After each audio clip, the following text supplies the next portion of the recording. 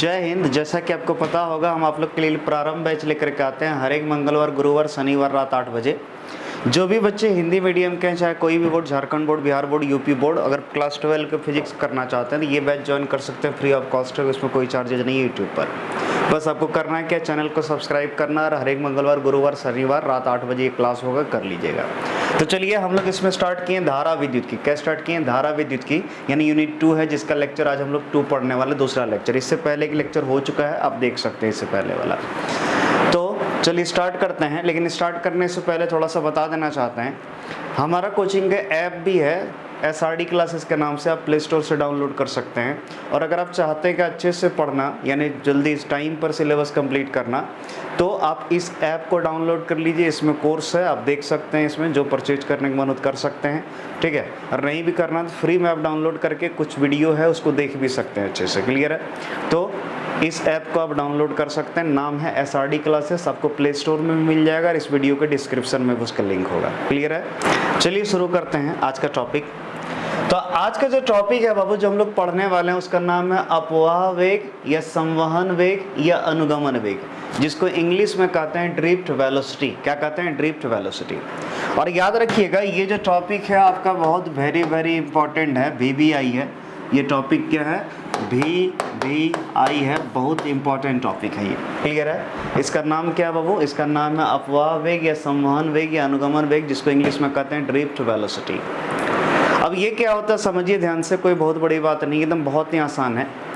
तो सबसे पहले अपवाह का मतलब समझते हैं। अपवाह मतलब अपने आप प्रवाह, यानी आपका मन नहीं भी हो लेकिन कोई आप पर फोर्स लगाए और फोर्स लगने के कारण आपका मन जिधर नहीं उधर भी चलना पड़े, उसको बोलते हैं अपवाह। क्या बोलते हैं? अपवाह। या उसी को आप संवहन बोल सकते हैं या उसी को अनुगमन बोल सकते हैं, जिसको इंग्लिश में क्या कहते हैं? ड्रिफ्ट वेलोसिटी, क्लियर है। अब जरा समझो ये होता है कैसे, ध्यान समझना। जैसे मान लो ये कोई चालक है, ये क्या है? चालक है। अब डेफिनेट है बाबू, चालक है तो इसमें मुक्त इलेक्ट्रॉन होंगे ही, तो ये सारे जो हैं, ये सारे क्या है? मुक्त इलेक्ट्रॉन्स हैं। क्या है? मुक्त इलेक्ट्रॉन्स, ठीक है। वैसे 3-4 ही नहीं होता है, बहुत सारा होता है, लेकिन उतना हम बनाएंगे नहीं, बस समझिए कि ये क्या है? आपका मुक्त इलेक्ट्रॉन। अब जरा समझो, इस चालक को हम किससे कनेक्ट कर दिए? एक बैटरी से। अब सोचो, ये बैटरी का धनात्मक सिरा, ये ऋणात्मक सिरा, जिसका विभवांतर कितना भी है? विभवांतर कितना है? भी है। अब जरा बताओ, इमेजिन करो, ये वाला जो सिरा है चालक का, ये धनात्मक सिरे से जुड़ा है, तो बोलो ये अगर धनात्मक से जुड़ा है तो ये भी क्या होगा? धनात्मक यानी पॉजिटिव। और ये वाला सिरा किससे जुड़ा है बाबू? ऋणात्मक सिरे से, इसलिए ये भी क्या होगा? ऋणात्मक यानी नेगेटिव। और आपको हम बताए थे, याद करो, इलेक्ट्रोस्टैटिक्स में ही समझा दिए थे स्थिर विद्युत की में, कि किसी भी अगर चालक का धनावेशित सिरा होगा, यानी कोई भी पॉजिटिव चार्ज होगा, तो पॉजिटिव को हम बोलते हैं हाई पोटेंशियल, जिसको इंग्लिश में कहते हैं उच्च विभव। क्या बोलते हैं? उच्च विभव। यानी ये वाला सिरा हो गया हाई पोटेंशियल, और इधर माइनस है जिसको बोलेंगे लो पोटेंशियल। क्या बोलेंगे? Low potential. याद रखिए, प्लस वाला को हाई पोटेंशियल, माइनस वाला को लो पोटेंशियल। तो जरा सोचो जरा से, ये वाला सिरा उच्च विभव हो गया, दूसरा सिरा निम्न विभव, तो एक विभव का अंतर उत्पन्न हुआ, क्योंकि ये वाला सिरा उच्च है, ये निम्न विभव है, तो उच्च विभव निम्न विभव, यानी कि विभव का अंतर उत्पन्न हुआ। यानी बोले तो एक तरह का विभवांतर उत्पन्न कर दिए। और जब विभवांतर उत्पन्न करेंगे तो आपको पता होना चाहिए, एक प्लस है, माइनस है, यानी उच्च विभव से निम्न विभव की ओर इधर से इधर एक विद्युत क्षेत्र उत्पन्न होगा। क्या होगा? विद्युत क्षेत्र। कितना? Vector, E vector. तो जैसे ही विद्युत क्षेत्र उत्पन्न हुआ, तो बोलो ये आवेशित कण है, इलेक्ट्रॉन क्या है? आवेशित कण। और आवेशित कण पर विद्युत क्षेत्र क्या लगाता है? बल लगाता है, क्लियर है। आपको हम बताए होंगे विद्युत क्षेत्र का डेफिनेशन, कि किसी आवेश के चारों ओर का वह क्षेत्र जिसके अंतर्गत कोई दूसरा आवेश आने पर बल का अनुभव करता है, उसे विद्युत क्षेत्र कहते हैं। इसका मतलब सिंपल सा है, विद्युत क्षेत्र अगर इधर से इधर है तो ये जो आवेशित कण है यानी इलेक्ट्रॉन है, इस पर तो बल लगेगा ही। और आपको हम बताए होंगे कि विद्युत क्षेत्र जिधर रहेगा ऋण आवेश पर ठीक उसके विपरीत दिशा में बल लगेगा। तो इस कारण से विद्युत क्षेत्र अगर इधर से इधर है और इलेक्ट्रॉन ऋणावेशित है, तो इलेक्ट्रॉन पर बल इधर लगेगा, यानी इलेक्ट्रॉन सभी इधर से इधर चलना शुरू कर देगा। तो आप देख रहे हैं, ये जो विद्युत क्षेत्र है, आरोपित विद्युत क्षेत्र, इसके कारण क्या हुआ? इलेक्ट्रॉन निम्न विभव से उच्च विभव की ओर, यानी इधर से इधर चलना शुरू कर दिया। यानी ये क्या अपने से चलना चाह रहा था? नहीं, इलेक्ट्रॉन का मर्जी होता है, इलेक्ट्रॉन चाहता है कि वो इधर उधर चले, यानी इधर उधर सबको अपना मोशन करना चाहता है, जिसको कहते हैं इंग्लिश में रैंडम मोशन और हिंदी में कहते हैं यादृच्छिक गति। यानी इसका याद रखिएगा, टेंडेंसी होता है, नेचर होता है कि इलेक्ट्रॉन कौन सा गति करना चाहता है, यादृच्छिक गति। लेकिन हुआ क्या, ये जो विद्युत क्षेत्र आया, ये विद्युत क्षेत्र इलेक्ट्रॉन पर एक बल लगाया, और बल के कारण क्या हुआ, इलेक्ट्रॉन को निम्न विभव से उच्च विभव की ओर जाना पड़ा, और जाना पड़ा यानी अपवाहित होना पड़ा। बोलो क्लियर है? तो हम बोल सकते हैं अगर इधर से इधर अपवाहित हुआ तो बोलो इस दौरान जो इसका औसत वेग होगा, इलेक्ट्रॉन का कौन वेग, औसत वेग, उसी वेग को हम कहते हैं अपवाह वेग। क्या कहते हैं? अपवाह वेग, जिसको सूचित करते हैं किससे, vd से। किससे? vd यानी ड्रिफ्ट वेलोसिटी। क्लियर है? तो इसका डेफिनेशन हम ऐसे बना सकते हैं, जरा समझिए ध्यान से। चालक में आरोपित विद्युत क्षेत्र के कारण, किसके कारण, विद्युत क्षेत्र के कारण इलेक्ट्रॉन निम्न विभव से उच्च विभव की ओर अपवाहित होना प्रारंभ कर देती है। इस दौरान इलेक्ट्रॉन का जो औसत वेग होता है, उसी औसत वेग को अपवाह वेग या अनुगमन वेग या संवहन वेग कहते हैं, और इसे vd द्वारा सूचित करते हैं। किसके द्वारा? vd के द्वारा। देखो डेफिनेशन, चालक में आरोपित विद्युत क्षेत्र के कारण इलेक्ट्रॉन निम्न विभव से उच्च विभव की ओर अपवाहित होती है। इस दौरान इलेक्ट्रॉन के औसत वेग को अनुगमन वेग कहते हैं, इसे vd द्वारा सूचित की जाती है। बोलो क्लियर है डेफिनेशन? और याद रखिएगा vd यानी अनुगमन वेग, इसका फॉर्मूला जो है, इसका फॉर्मूला होता है E tau by m into E. Clear है? E tau by m into E, ये क्या है, फॉर्मूला है इसका। क्लियर है? किसका? अनुगमन वेग या अपवाह वेग का। परंतु याद रखिएगा एक चीज, यहाँ पर जो E टाउ बाय m है, E टाउ बाय m, याद रखिएगा E टाउ बाय m, इसको कहते हैं बाबू, ये जो है इसको कहते हैं म्यू। इसको क्या कहते हैं? म्यू। और इसका नाम है गतिशीलता। क्या नाम है? गतिशीलता। ठीक है? तो बाबू इसीलिए हम लिख सकते हैं vd इक्वल टू, इसके जगह क्या रख सकते हैं बाबू, म्यू इंटू क्या हो जाएगा, e। तो vd इक्वल टू कितना हो जाएगा, म्यू e। तो याद रखिएगा अनुगमन वेग का दो फॉर्मूला है। पहला formula E tau by m into E, और दूसरा है vd equal to mu into E. Clear है? ये दोनों किसका फॉर्मूला है? अनुगमन वेग का या अपवाह वेग का या संवहन वेग का। क्लियर है? याद रखिएगा, एग्जाम में जनरली जो क्वेश्चन आपसे पूछा जाएगा वो यही पूछा जाएगा, अपवाह वेग क्या है, अपवाह वेग क्या है, सिंपल सा। ठीक है? ये अपवाह वेग को परिभाषित करें, और जरूरी नहीं कि अपवाह वेग ही नाम दे, संवहन वेग, अनुगमन वेग, कुछ भी नाम दे, सोच लेना यही है। क्लियर है? तो आपको करना है क्या है, ये डेफिनेशन लिखना है, डेफिनेशन लिखने के बाद ये सब क्या कर देना, फॉर्मूला वगैरह लिख देना है। ठीक है? फिगर मन करे तो बनाइएगा, नहीं मन करे तो नहीं बनाइएगा, लेकिन बना दीजिएगा, ज़्यादा अच्छा रहेगा। क्लियर है? ये तो हो गया फॉर्मूला। अगर मात्रक का बात करें, इसका SI मात्रक, तो बाबू अपवाह क्या है, वेग है, और वेग का मात्रक होता है क्या, मीटर प्रति सेकेंड। क्या होता है? मीटर प्रति सेकेंड। क्लियर है? और याद रखिएगा, नोट एक चीज ध्यान रखना है कि जो इसका अपवाह वेग होता है, इधर से इधर जो इलेक्ट्रॉन चलता है, आपको लगता होगा कि बहुत तेजी से चलता होगा, लेकिन ऐसा नहीं होता है। यहाँ पर जब इधर से इधर चलता है तो इसका औसत वेग अगर निकालते हैं, कभी देखो तेज हो जाता है, कभी स्लो हो जाता है, फिर तेज हो जाता है, इस हिसाब से चलता है। यानी इसका जब औसत निकालोगे तो औसत बहुत कम निकलेगा, जनरली 10⁻⁻5 मीटर पर सेकेंड होता है। क्लियर है? तो याद रखिएगा, अपवाह वेग का जो कोटि होता है, लिख भी देते हैं, अपवाह वेग की कोटि मतलब ये जो ऑर्डर होता है इसका, कोटि कितना होता है, 10⁻⁻5 मीटर पर सेकेंड होती है। क्लियर है?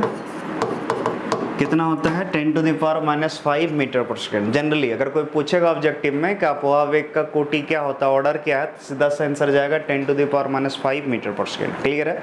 याद रहेगा। अब चलो नेक्स्ट बढ़ रहे हैं आज का टॉपिक, जिसका नाम है गतिशीलता। क्या है? गतिशीलता।